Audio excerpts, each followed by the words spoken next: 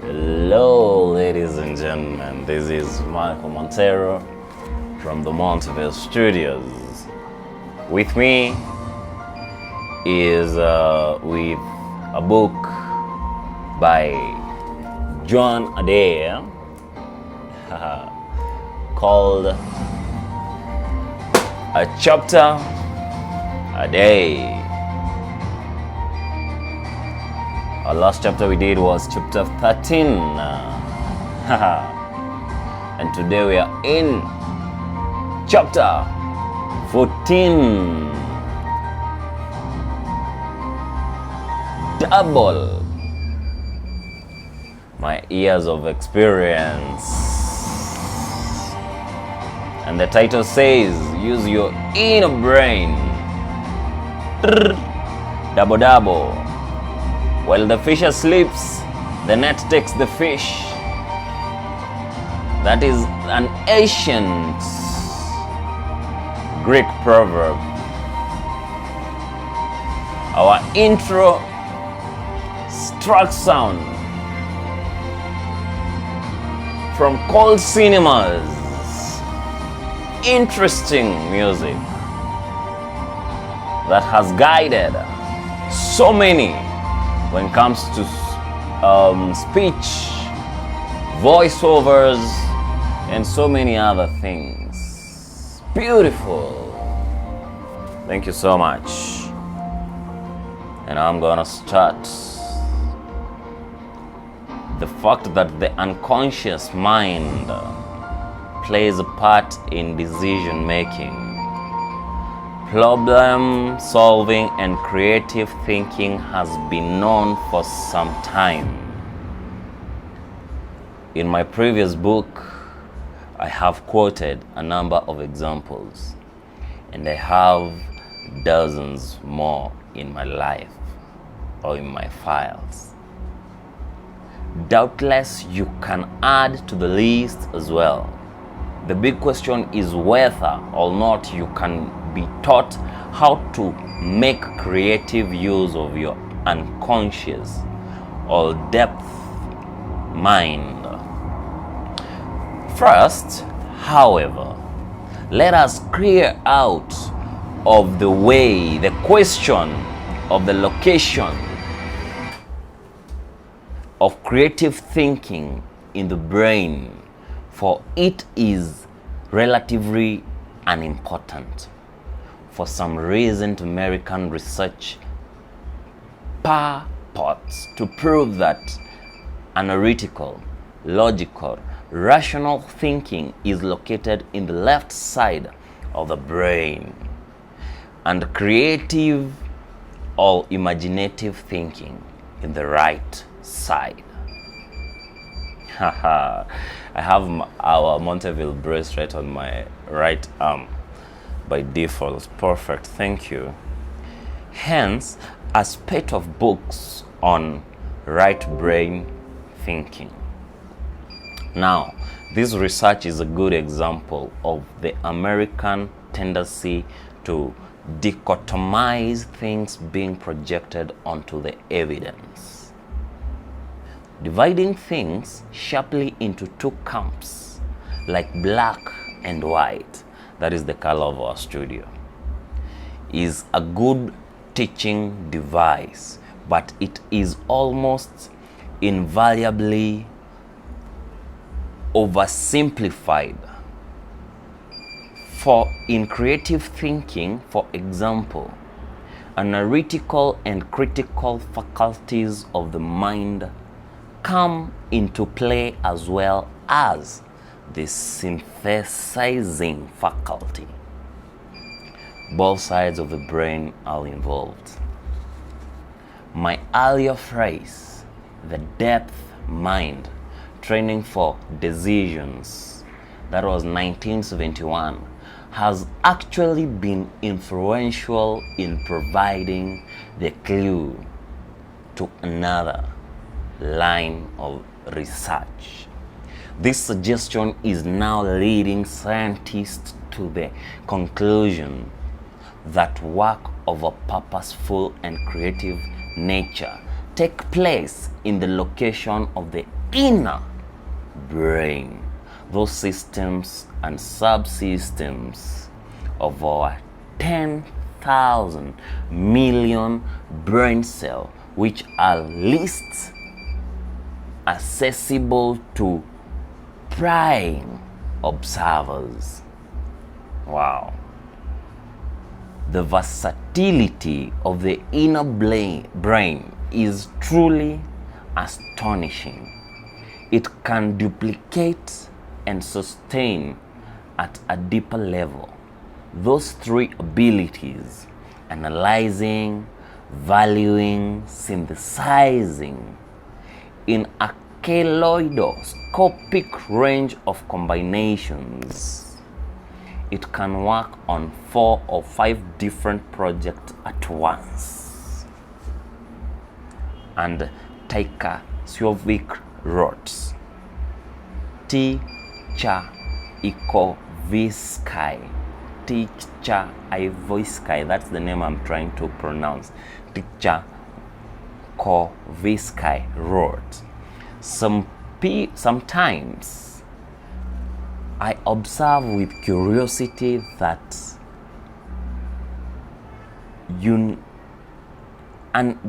an interpreted activity which, independent of the subject of any conversation I may be carrying on, continues its course in the department of my brain which is devoted to music.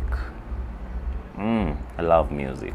Sometimes it takes a preparatory form, that is, the consideration of all details that concerns the elaborations of some projected work. Another time it may be an entirely new and independent musical idea. Wow. That's what he said. That's what he wrote. We continue. Following my inner book and 2 or 3 supporting seminal studies in America, the analytical function of the inner brain, which is that what we call intuition, is now being taken more seriously by writers on leadership and management. It is based upon the well-founded premise that we taken in much more information through our senses than we can consciously process.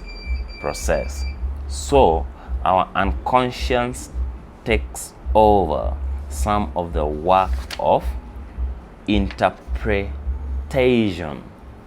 Sometimes, but not always, it prints out its conclusion to us like a computer, with new discovery for some has upset the applicant of received method on how to teach decisions making in the business schools, a field dominated by quasi-mathematic models of little relevance to the real world. Wow. The inner brain's role in our value thinking has yet to be explored more fully. Iris Murdoch gave a good example in a recent radio interview. She went to a dinner party in Oxford during her student days with a friend. Among their fellow guests who were 2 philosophers, who held forth as the evening went on. Going home, Iris Murdoch suddenly said to her friend, naming him, is a good man and B is a bad man. Her inner brain had obviously reached those conclusions for her, and they suddenly surfaced into consciousness. Doubtless you will have had similar intuitions or surmises of what situations might be. So you can be sure that your inner brain is capable of analyzing data that you may not have known you had taken in and comparing it with what is filed away in your memory bank. You will also have experienced the value thinking of the inner brain, if only in the form of guilt, feelings, or even remorse when it has made a moral evaluation or judgment of your own conduct.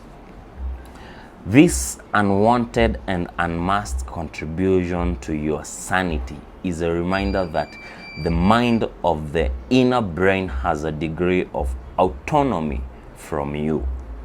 It is not your slave. Henry Thoreau once boldly suggested that the unconsciousness of man is the consciousness of God. Woo! Haha!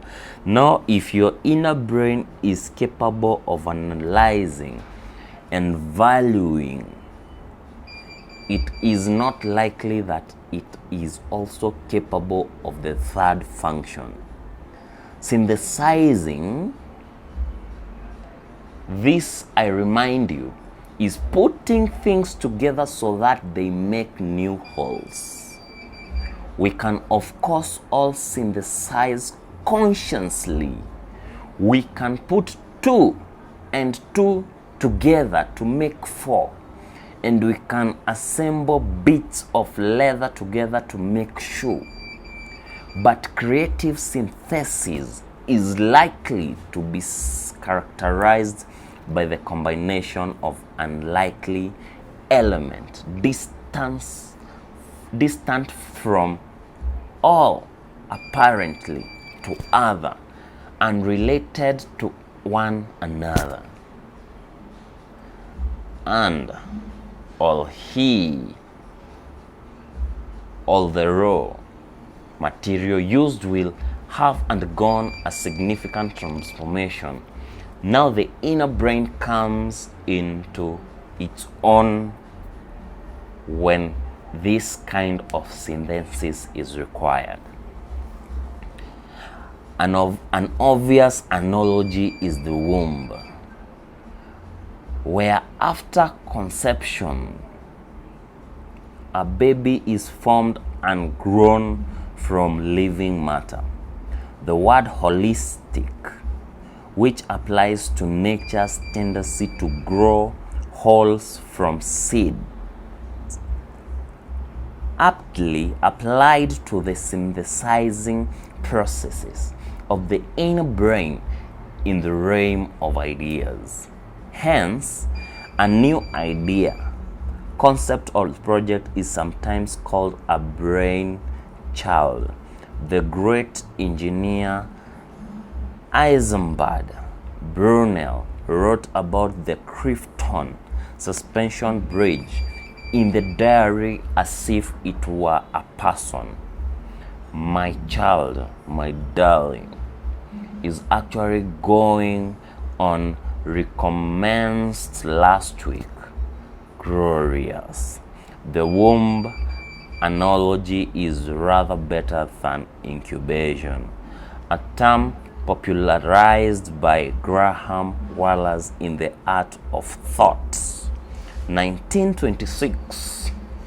To incubate means to sit upon eggs so as to hatch them by warmth of one's body.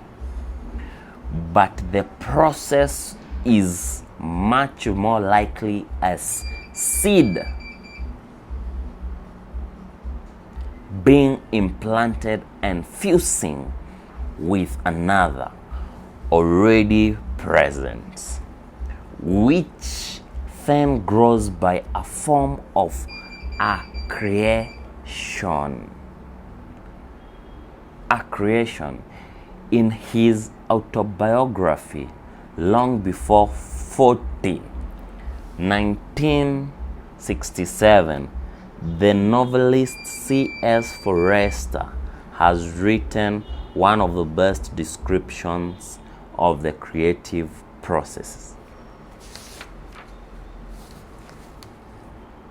There are jellyfish that drift about in the ocean. They do nothing to seek out their daily food. Chance carries them hither and hither, and chance brings them nourishment. Small living things come into contact with their tentacles and are seized, devoured, and digested. Think of me as the jellyfish, and the captured victims becomes the pots, the plots, the stories, the outlines, the motives. Use whatever terms you may consider best to describe the framework of a novel. In the ocean, there are much higher form of life than jellyfish, and every human being in the ocean of humanity has much the same experience as every other human being. But some human beings are jellyfish and some are sharks. The tiny little food particles, the minute suggestive experiences are recognized and seized by the jellyfish. Writer and are employed by him for his own specialized use. We can go on with the analogy. Once the captured victim is inside the jellyfish's stomach, the digestive juices start pouring out and the material is transformed into a different protoplasm without the jellyfish consciously doing anything about it until his existence ends with an abrupt change of analogy. In my own case, it happens that, generally speaking, the initial stimulus is recognized for what it is. The casual phrase dropped by a friend in conversation, the paragraph in a book, the incident observed by the roadside has some special quality and is accorded a special welcome. But having been welcomed, it is forgotten or at least ignored. It sinks into the horrid depth of my subconscious like a waterlog, tumble into the slim at the bottom of a harbor, where it lies along others which have preceded it. Then, periodically, but by no means systematically, it is hauled up for examination along with its fellows, and sooner or later some timber is found with barnacles growing on it. Some morning when I am shaving, some evening when I am wondering whether my dinner calls for white wine or red. The original immature idea reappears in my mind, and it has grown. Nearly always it has something to do with what eventually will be the midpoint of a novel or a short story, and sometimes the growth is towards the end and sometimes towards the beginning. The casualty rate is high. Some timbers grow no barnacles at all, but enough of them have progressed to keep me actively employed for more than 40 years. Obviously, some vocations, authors, inventors, playwrights, scientists, and composers, for example, call more for such inner brain synthesizing than others, but the ability to make such connections, to grow new ideas and creation is present in all of us in varying degrees. The first step is to understand that structurally your brain has that capacity, and therefore to become more aware of it, work on your behalf. Wow, work on yourself, even though tunaambiwa. Key points, 3 strong key points from chapter 14 as we head to chapter 15. That was a beautiful one. Key point number 1, according to an old English proverb, there is a great deal of unmapped country within us. In part, creative thinking is exploring an unknown hinterland, the myriad galaxies of your inner brain. Key point number 2, the function of the outer brain, analyzing, valuing, and imagining, all synthesizing, resonates in the inner brain. Your depth mind replicates these functions. It can dissect something for you, just as your stomach juices can break down food into its elements. Key point number 3 of chapter 14 and the last one. The inner brain is capable of more than analyzing. It is the seat of your memory and the repository of your values. It is also a workshop where creative synthesis can be made by an invisible workmanship. Wow. Chapter 14, a long one, a beautiful one. Chapter 15, I'll give you a hint of the topic or the title. It states on inspiration, and on the subtitle down there he says God gives inspiration.